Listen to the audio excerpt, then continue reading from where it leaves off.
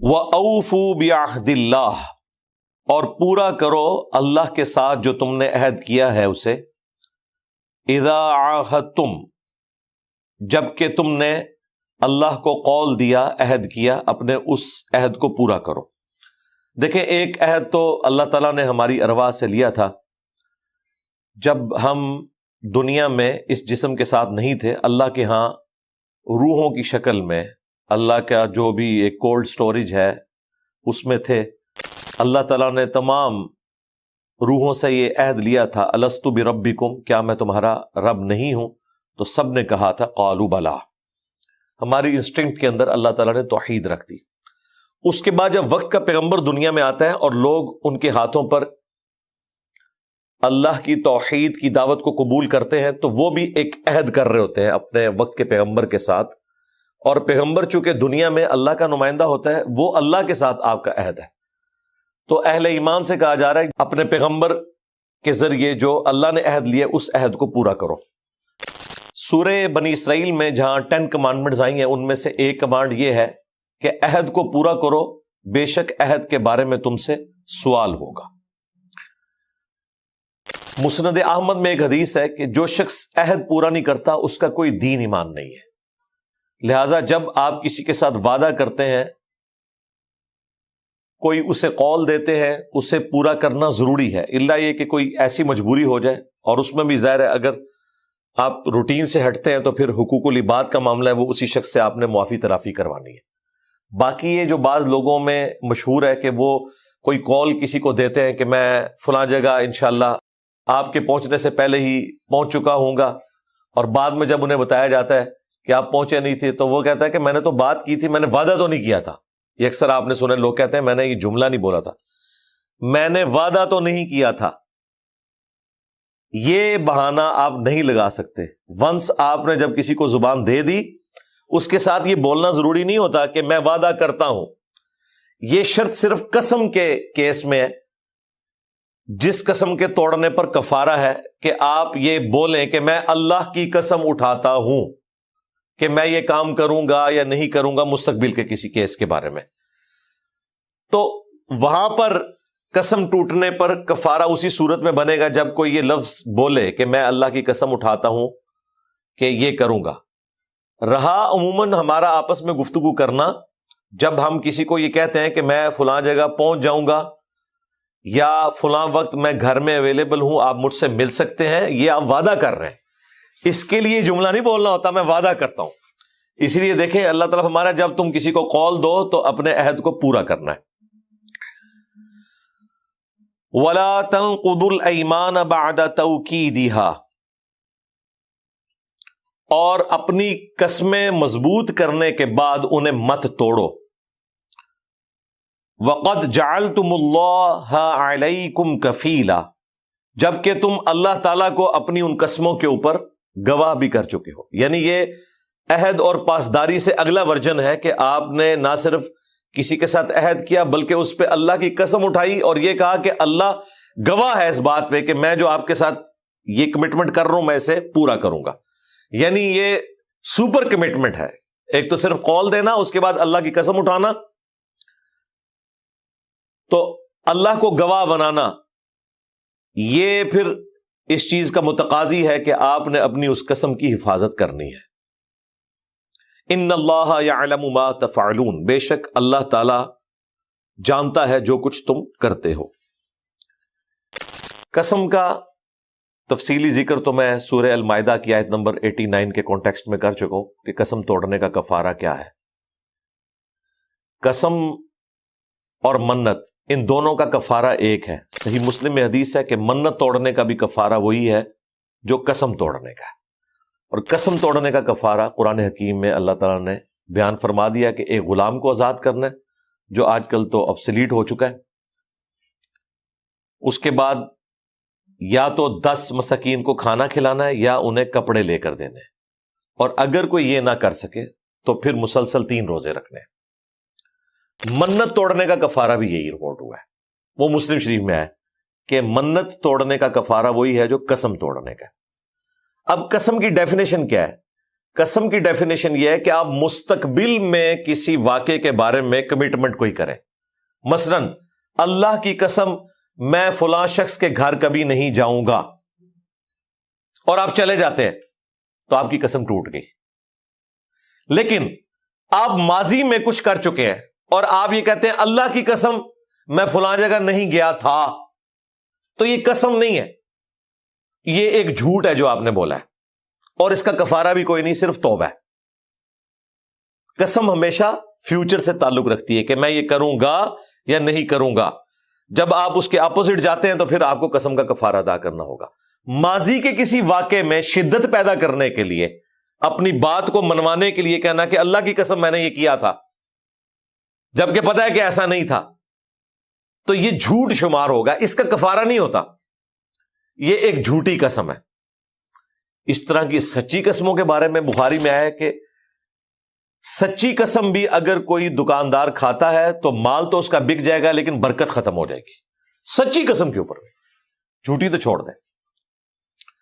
باقی یہاں پہ جس قسم کا ذکر ہے وہ ظاہر مستقبل سے متعلق ہے، وہ آپ توڑیں گے تو کفارہ ادا کریں گے.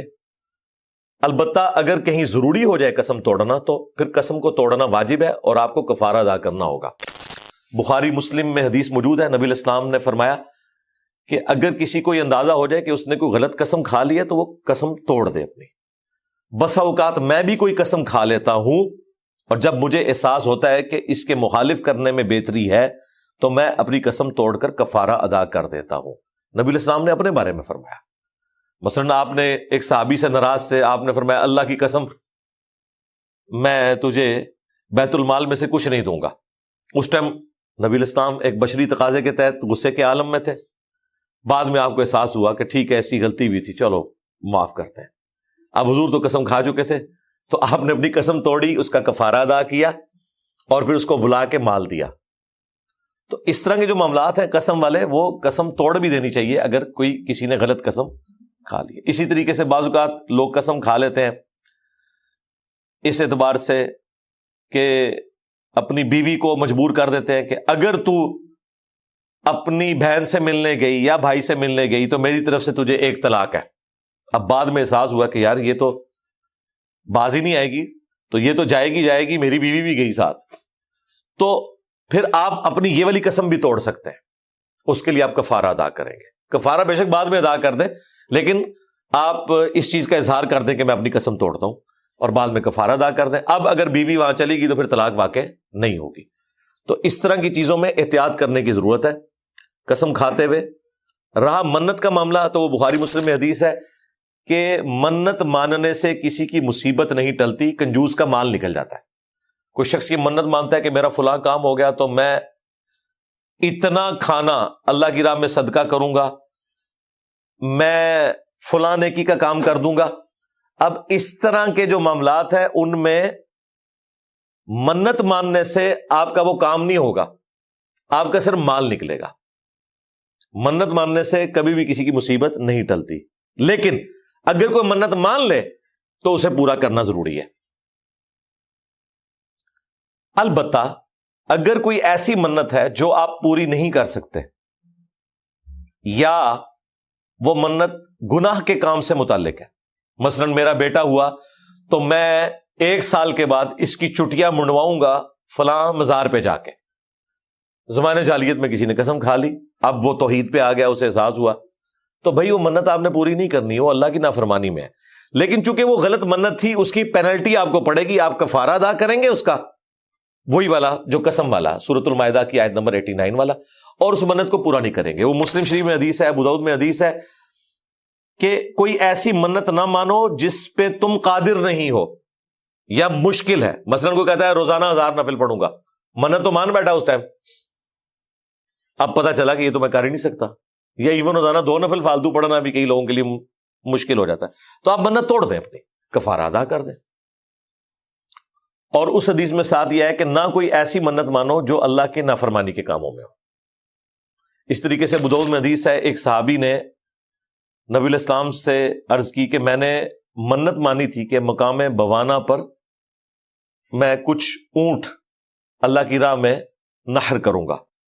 تو نبی علیہ السلام نے فرمایا کہ دیکھنا کہیں وہاں زمانے جہالیت میں کوئی میلہ تو نہیں لگتا تھا؟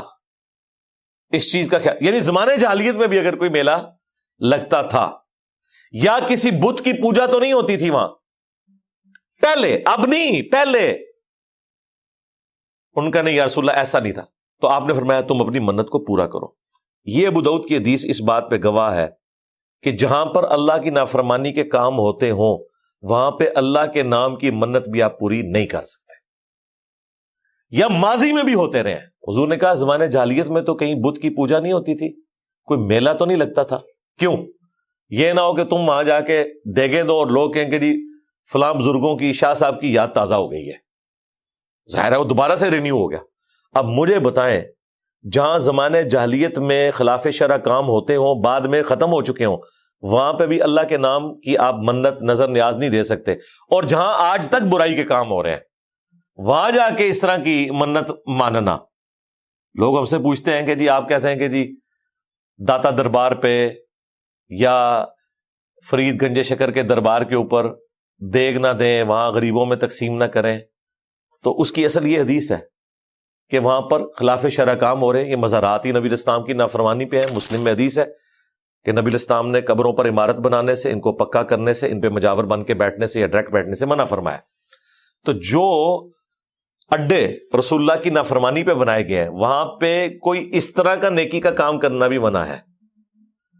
ان اڈوں کو سپورٹ کرنے والی بات ہے. آپ نے اللہ کی راہ میں صدقہ خیرات کرنا ہے، کسی چوک میں کھڑے ہو کر کریں، کسی بازار میں کریں، کسی گراؤنڈ میں کریں، مزاروں میں نہیں کر سکتے. اصل یہ حدیث کہ نبی الاسلام نے فرمایا زمانے جاہلیت میں کوئی مشرکین عرب کا میلہ تو نہیں لگتا تھا یا کوئی بتوں کی پوجا تو نہیں ہوتی تھی. یہاں جو میلے لگ رہے ہیں اسلام کے نام کے اوپر، وہاں پہ آپ کو مخنث نظر آئیں گے ناچتے ہوئے، سرکسیں ہو رہی ہوں گی، بے حیائی کے اڈے بنے ہوئے ہوں گے، اور جو مقامی حکومتیں ہیں ان کی سرپرستی میں. ہمارے جیلم شہر میں تو ہم نے کتنا عرصہ بھوگتا ہے اس کو. اب تو آلموسٹ وہ آپ سمجھے اپنی موت مر گیا، لوگوں کو ایجوکیشن ہوگی. ویسے بھی اب ہر چیز یوٹیوب کے اوپر اویلیبل ہے، وہاں جا کے کسی نے کیا کرنا ہے کہ پیسے بھی خرچیں اور ذلت بھی کاٹیں. تو یہ بڑا کرٹیکل مسئلہ ہے، اس لیے میں نے قسم اور منت کے حوالے سے تفصیلاً گفتگو کر دی. یہ کوئی عام مسئلہ نہیں ہے. باقی یہ جو نبی اسلام کا فرمان کہ منت کی وجہ سے مصیبت نہیں ٹلتی، تو پھر اکثر لوگ پوچھتے ہیں کہ پھر ہم کیا کریں؟ صدقہ اور خیرات کریں. بخاری مسلم میں حدیث ہے، جو شخص یہ چاہتا ہے کہ اس کی عمر دراز کر دی جائے، اس کے رزق میں برکت ہو جائے، تو اپنے رشتہ داروں کے ساتھ حسن سلوک کرے. یہ جناب آزمائی ہوئی چیز ہے. آپ اپنے رشتہ داروں کے ساتھ، جن کے ساتھ آپ کا خونی رشتہ ہے، دودھ کا رشتہ ہے، یا ایون جو آپ کے سب آرڈینیٹس ہیں، جو آپ کے متعلقین ہیں، آپ کے انڈر لوگ ہیں، آپ ان کے اوپر مال خرچ کریں، اللہ تعالیٰ آپ کے رزق میں بھی برکت کرے گا، آپ کی عمر میں بھی برکت کرے گا. اب کوئی شخص یہ سوچ سکتا ہے کہ عمر تو ہر بندے کی فکس ہے. قرآن کہہ رہا ہے کہ جب لمحہ آ جائے گا موت کا، ایک لمحہ آگے ہوگا نہ پیچھے ہوگا، بالکل فکس ہے، اس میں کوئی شک نہیں ہے. تو پھر اس حدیث کا کیا مطلب ہے؟ اس حدیث کا مطلب یہ ہے کہ یہ بھی تقدیر میں لکھا ہوا ہے کہ اس کی عمر تو تھی 50 سال، لیکن اگر اس نے سلوک کیا تو میں اس کی عمر 70 سال کر دوں گا. یا عمر تو 50 ہی رہے گی، لیکن یہ کام وہ کرے گا نیکی کے جو 70 سال کی عمر میں بھی نہیں لوگ کر سکتے. اتنی ٹائم میں برکت ہو جائے گی. یہ بھی تقدیر میں لکھا ہوگا. یہ بات بالکل درست ہے کہ تقدیر نہیں بدلتی، اور یہ بات بھی درست ہے کہ تقدیر بدل جاتی ہے. وہ بدلتی کیسے ہے؟ وہ بھی تقدیر میں لکھا ہوتا ہے کہ اگر یہ دعا کرے گا میں اس کے لیے کر دوں گا، نہیں کرے گا تو نہیں کروں گا. لہذا دعا کی اہمیت اپنی جگہ رہتی ہے. دعا کرنے سے اللہ تعالیٰ تقدیر کو بدلتا ہے، کیونکہ یہ بھی تقدیر میں لکھا ہوتا ہے کہ اگر یہ دعا کرے گا تو میں اس کے لیے معاملہ آسان کر دوں گا. اسی کی بنیاد پہ ہم صبح و شام کے اذکار بھی کرتے ہیں. اللہ تعالیٰ ہم سے مصیبتیں ٹالتا ہے. پھر دعا، جامع ترمذی میں مسند احمد میں حدیث ہے کہ جو شخص بھی دعا کرتا ہے اللہ تعالیٰ اس کی دعا ہر حال میں قبول کرتا ہے. جو اہل ایمان میں سے ہے، دعا کبھی بھی رد نہیں جاتی. 3 طرح سے قبول ہوتی ہے. یا تو جو مانگا وہ مل جائے گا، یا اس کے بدلے اللہ تعالیٰ کوئی مصیبت ٹال دے گا، یا کوئی اور نعمت بدل دے گا، یا پھر قیامت کے دن کے لیے اسے محفوظ کر دیا جائے گا، اس کے بدلے اسے نیکیاں مل جائیں گی. تو صحابہ کرام نے کہا یا رسول اللہ پھر ہم تو بہت زیادہ دعائیں کیا کریں گے. تو آپ نے فرمایا اللہ تعالیٰ بھی بہت زیادہ دعائیں قبول کرنے والا ہے. تو دعا قبول ہوگی ہر حال میں. یہ ایک الگ سے اللہ تعالیٰ نے مسلمانوں کے لیے، اہل ایمان کے لیے اسپیسیفکلی، اور پوری انسانیت کے لیے بھی، خواہ نان مسلم بھی ہو، ایک قبولیت کا رشتہ رکھا ہوا ہے انسان کا اور اپنے رب کا. وہ آپ اللہ سے مانگے، لیکن یہ ضروری نہیں ہے، یہ کوئی کمٹمنٹ نہیں کہ جو آپ مانگ رہے ہیں وہی اللہ دے گا. وہ اس کی مرضی ہے کہ وہ دے یا نہ دے. عین ممکن ہے اس میں آپ کے لیے شر ہو، زبردستی آپ مانگنے کی کوشش کر رہے ہیں، مل جائے اور اس کے ساتھ کئی چیزیں جڑی ہوئی ہوں. اس لیے سورہ البقرہ میں ہے کہ بعض اوقات کسی چیز میں تم بھلائی تصور کر رہے ہوتے ہو، اس میں تمہارے لیے شر چھپا ہوتا ہے، اور بعض شر والی چیزیں تم ڈیمانڈ کر رہے ہوتے ہو، اس کے اندر بھلائی چھپی ہوتی ہے. شر بھی بعض اوقات پہنچ جاتا ہے انسان کو، لیکن الٹیمیٹلی اس میں شر سے مراد وہ گناہ کا کام نہیں، مراد یہ تکلیف. اللہ جانتا ہے اور تم نہیں جانتے. اسپیسیفکلی تو یہ آیات جہاد اور قتال کے لیے آئیں کہ اس کو لوگ کراہت سمجھتے تھے، ظاہر ہے جان دینی پڑتی ہے، تو اللہ نے کہا اس کے اندر تمہارے لیے خیر بھی چھپا ہو سکتا ہے، اور جس کے اندر تم خیر سمجھ رہے ہو اس کے اندر تمہارے لیے شر بھی چھپا ہو سکتا ہے. اللہ جانتا ہے، تم نہیں جانتے. جامعہ ترمذی میں ایک اور حدیث ہے کہ جو شخص یہ چاہتا ہے کہ مصیبت اور پریشانی میں اللہ تعالیٰ اس کی دعا قبول کرے، تو اسے چاہیے کہ جب وہ آسودہ حال ہو اس وقت بھی اپنے رب کو یاد کیا کرے. تو ہر وقت اللہ کے ساتھ اپنی کمٹمنٹ رکھنی ہے، اور جو الٹیمیٹ کمٹمنٹ ہے جو ہم نے اللہ سے عہد کیا ہے، لا الہ الا اللہ محمد رسول اللہ کا، کہ توحید میں ہم خالصتاً اللہ کے ساتھ اپنی کمٹمنٹ شو کریں گے اور محمد رسول اللہ صلی اللہ علیہ وآلہ وسلم کو اپنا امام مانیں گے اور ان کی اطاعت اختیار کریں گے، وہ کمٹمنٹ آپ نے پوری کرنی ہے.